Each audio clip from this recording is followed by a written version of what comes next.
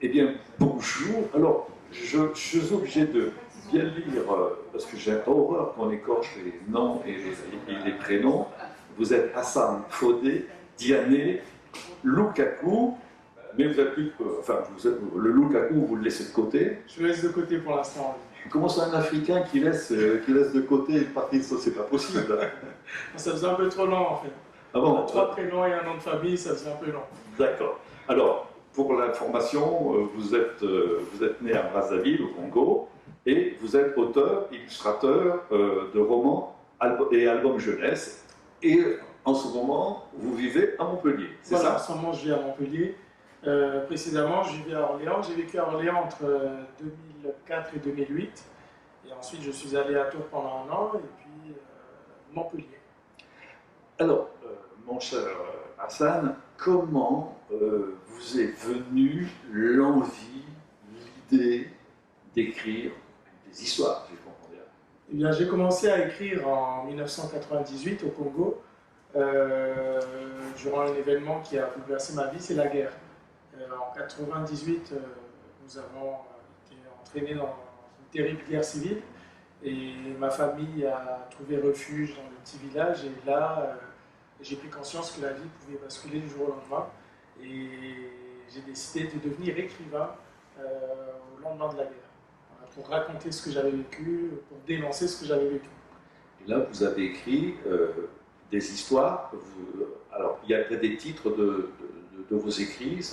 Cette période-là se traduit en livre de quelle manière? Eh bien, je tenais un journal intime que j'ai malheureusement égaré pendant mon déménagement. En arrivant en France, je l'ai égaré et malheureusement, je ne l'ai jamais retrouvé. Et donc, par la suite, en arrivant en France en 99, j'ai commencé à écrire de la fiction, des petites histoires, des petites nouvelles, et petit à petit, ça a pris de plus en plus de place dans ma vie, et j'ai commencé à écrire des romans courts, puis des séries, puis des contes. Mon registre est très varié. Oui, effectivement, il est très très varié. J'en ai pour preuve, c'est que aussi vous avez évolué. Vous avez raconté les histoires, enfin, plus que des histoires, en fait, votre vie pendant ces périodes douloureuses de guerre civile au Congo. Mais ensuite, vous dites, bon, allez, j'en ai suffisamment dit, je passe à autre chose, et vous êtes allé sur la jeunesse. Tout à fait.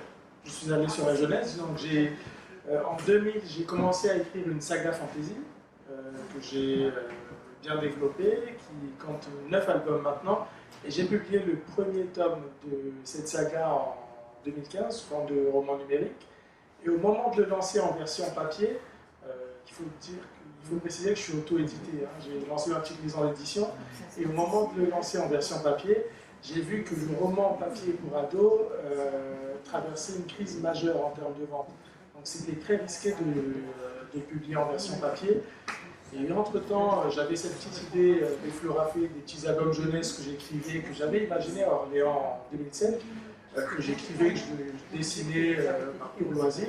Je me suis dit, pourquoi pas lancer un petit album sur les Florafé, juste pour le plaisir, et le temps de trouver une stratégie pour publier le roman.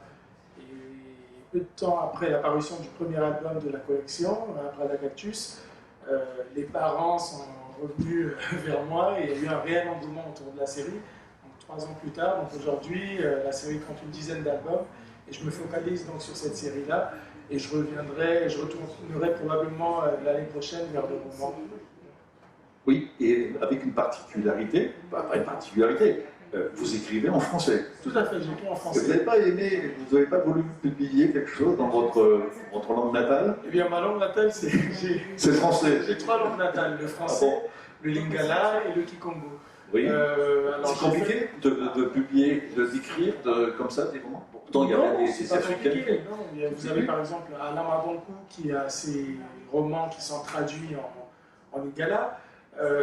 Encore une fois, le problème, c'est le marché. Le marché du... Oui, mais si vous avez une belle histoire à raconter dans ce qui a été votre façon de parler, votre raison d'être d'Africain, pourquoi parler français? On pourra toujours traduire après, mais au moins que vos compatriotes puissent en profiter déjà en Eh bien, premier. simplement parce que je suis expatrié en France depuis 20 ans maintenant. Dans un premier temps, je souhaite développer mon lectorat ici en France, le pays où je vis. Et à terme, j'aimerais effectivement traduire mes livres en lingala, en kikongo, afin de les faire découvrir à mon lectorat au pays. Alors, il y a un titre d'une de vos œuvres qui a bien sûr attiré mon attention, mais c'est mon petit côté musicien qui me fait réagir. Vous avez bien un livre qui s'appelle Le Jazzman du Misanthrope. Tout à fait. C'est quoi ça, le jazzman? Déjà, je connais le Misanthrope aussi, mais le Jazzman du Misanthrope, Eh bien, Le l'explication. Jazzman du Misanthrope est un roman historique que j'ai écrit en 2012, que j'ai publié en février 2015, qui raconte l'histoire d'un jeune Afro-Américain dans les années 40 aux États-Unis, qui tombe amoureux d'une jeune femme blanche. Et à l'époque, aux États-Unis, les relations entre noirs et blancs étaient très codifiées et c'était strictement interdit. Très complexe et très difficile. Très très complexe. Ouais. Oui.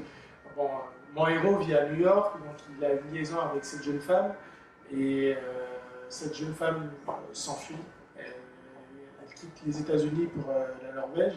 Il décide de la suivre et là, il manque son bateau pour la Norvège et il atterrit il se retrouve à Bordeaux. Et il doit patienter à Bordeaux. Il fait la rencontre d'un homme qui lui propose d'aller dans une petite ville enclavée entre l'Espagne et la France, qui a l'étrange nom de Jefferson. Il n'a jamais entendu parler de cette ville, donc il y va. Et là, il découvre que c'est une espèce de pays dans le pays, une ville qui est née suite à un contrat entre un homme extrêmement riche et le gouvernement de Vichy. Et c'est une ville qui est assez puissante parce que cet homme-là, qui s'appelle Lewis Davison Walbourg, est un profiteur de guerre. C'est un homme qui s'est enrichi massivement en vendant des armes aux deux camps. Et voilà, mon héros va devenir le pianiste attitré de Mr. Walbourg. D'où l'histoire du le Jazzman du Misanthrope. Tout à fait. Vous avez sous le coude, ou plus que ça, est-ce que vous avez aujourd'hui des projets d'écriture, de romans, ou toujours pour la jeunesse? Eh bien, je continue à développer la série Les Fleurs à Fées parce qu'elle est très demandée, elle est de plus en plus populaire. Et bien sûr, je vais, dès l'année prochaine, publier un ou deux romans. J'en ai écrit un là, cet été qui parle de harcèlement scolaire. Voilà, je vais très certainement le lancer l'année prochaine, tout en gardant les Fleurs à Fées parce qu'ils sont de plus en plus populaires et les parents et les enfants sollicitent toujours pour découvrir de nouveaux albums. Eh bien, écoutez, on va attendre toutes ces publications avec beaucoup d'impatience. En attendant, vous allez pouvoir retrouver Hassan Diané Lukaku, je le donne en entier. Il est sur le stand Cultura. Tout à fait. Voilà, et il est là pendant les 2 journées de ce festival Livre au cœur. Merci Hassan et bonne continuation dans votre écriture. Merci pour votre interview.